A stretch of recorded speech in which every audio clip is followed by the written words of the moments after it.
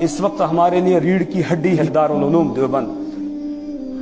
پوری دنیا کے اندر اس وقت علم کی جو بہاریں نظر آ رہی ہیں، آپ کو شعائیں اس کی پھیلی ہوئی ہیں، پہنچی ہوئی ہیں۔ میرے استاد محترم حضرت مفتی فیض الوحید صاحب نور اللہ مرقدہ وہ تو دارالعلوم دیوبند کی عظمت کو بیان کرتے ہوئے ایک مرتبہ فرمانے لگے کہ دارالعلوم وہ عظیم ادارہ ہے، جی چاہتا ہے کہ میں اس کا طواف کر لوں، لیکن شرعی ممانعت ہے۔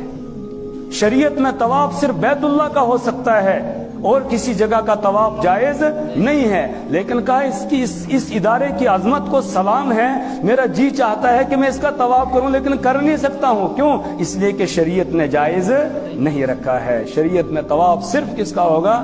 بیت اللہ کا ہوگا، کعبۃ اللہ کا ہوگا۔